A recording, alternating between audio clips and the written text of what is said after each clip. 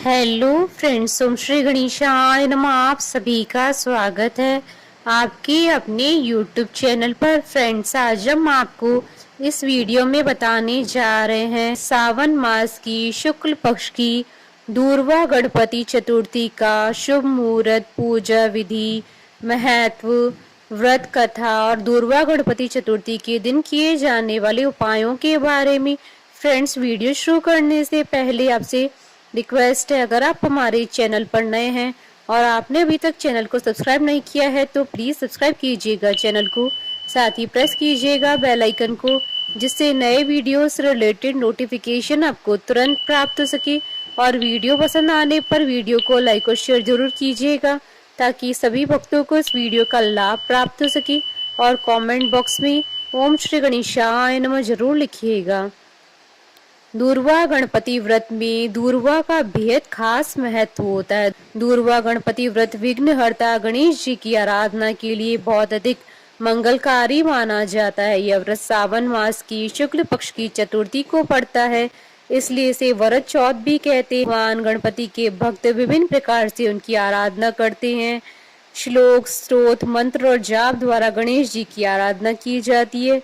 दूरवा गणपति व्रत पर श्री गणेश जी का पूजन कर उन्हें दूरवा अर्पित करने का विशेष महत्व है। इसके अलावा प्रतिदिन भगवान गणेश जी को दूरवा अर्पित करनी चाहिए। यदि रोज संभव न हो सके तो भगवान गणेश जी के कुछ खास दिनों जैसे बुधवार, विनायकी चतुर्थी, संकष्टी चतुर्थी और श्री गणेश चतुर्थी, गणेश जन्मोत्सव के दिन उन्हें विशेष तौर पर दूरवा चढ़ाकर उनका पूजन अर्चन करना चाहिए ताकि हमारे जीवन के समस्त कष्टों का निवारण हो सके। अपने जीवन के सभी संकटों से मुक्ति के लिए इस दिन शिव परिवार का पूजन करना लाभदायी माना गया है। फ्रेंड्स, अब आइए जानते हैं साल 2024 की दूरवा गणपति विनायक चतुर्थी की शुभ मुहूर्त के बारे में। हिंदू पंचांग के अनुसार साल 2024 में दूरवा गणपति व्रत 8 अगस्त 2024 गुरुवार के दिन है। सावन शुक्ल चतुर्थी तिथि प्रारंभ होगी 7 अगस्त 2024 को रात्रि 10:05 पर और सावन शुक्ल चतुर्थी तिथि का समापन होगा 8 अगस्त की रात्रि यानी 9 अगस्त की सुबह 12:36 पर। पूजा का शुभ मुहूर्त रहेगा 8 अगस्त 2024 को सुबह 11:13 से दोपहर 1:52 तक। कुल अवधि 2 घंटे 39 मिनट है और दिन रवि योग, शिव योग और सिद्ध योग का शुभ संयोग बन रहा है। इस योग में पूजा पाठ और व्रत करने से व्रत का दुगना फल प्राप्त होगा और आपकी सभी मनोकामनाएं शीघ्र ही पूर्ण होंगी। फ्रेंड्स, अब आइए जानते हैं दूरवा गणपति व्रत की पूजा विधि के बारे में। सुबह उठकर स्नान करें। स्नान करने के बाद घर के मंदिर में दीप प्रज्वलित करें। भगवान गणेश जी को स्नान कराएं। स्नान के बाद भगवान गणेश जी को साफ वस्त्र पहनाएं। भगवान गणेश जी को सिंदूर का तिलक लगाएं। सिंदूर का तिलक अपने माथे पर भी लगाना चाहिए। गणेश भगवान को दूरवा अति प्रिय होती है, इसलिए भगवान गणेश जी को दूरवा अर्पित करना चाहिए। गणेश जी को लड्डू और मोदक का भोग लगाएं। गणेश जी की आरती करें। इस दिन गणेश नामावली, संकट नाशन गणेश स्त्रोत का पाठ करना बेहद शुभ माना जाता है। फ्रेंड्स, अब आइए जानते हैं दूरवा गणपति चतुर्थी के दिन किए जाने वाले उपायों के बारे में। इस दिन गणेश जी का पूजन करते समय इस मंत्र को बोलकर गणेश जी को दूरवा अर्पित करनी चाहिए। श्री गणेशाय नमः दूर्वांकुरान समर्पयामि। इस मंत्र के साथ श्री गणेश जी को दूरवा चढ़ाने से जीवन की सभी समस्याओं से मुक्ति का मार्ग प्रशस्त हो जाता है। साथ ही श्री गणेश जी अपने भक्तों पर प्रसन्न होकर उन्हें सुखी जीवन और संपन्नता का आशीर्वाद प्रदान करते हैं। इस दिन 21 बार 21 दूरवा की गांठें गणेश जी को अर्पित करनी चाहिए। इससे बहुत ही जल्दी गणेश जी प्रसन्न होते हैं और भक्तों की सभी मनोकामनाएं पूरी करते हैं। आज के दिन गणेश जी को 21 गुड़ की डेली के साथ दूरवा चढ़ाने से सभी मनोकामनाएं पूर्ण होती है। शमी भी गणेश जी को अत्यंत प्रिय है। शमी के कुछ पत्ते नियमित गणेश जी को अर्पित करें तो घर में धन एवं सुख की वृद्धि होती है। अगर आपके जीवन में बहुत परेशानियां हैं तो आप आज के दिन हाथी को हरा चारा खिलाएं। इसके अलावा गणेश जी को मोदक और मोतीचूर के लड्डू भी पसंद है। सतोरी या पूरण पोली भी उन्हें अर्पित की जाती है। दक्षिण भारत में नारियल के दूध में चावल पकाकर अर्पित किए जाते हैं। श्रीखंड, केले का शीरा, रवा पोंगल और पायस भी अर्पित किए जाते हैं। फ्रेंड्स, अब आइए जानते हैं दुर्वा गणपति व्रत की पौराणिक व्रत कथा।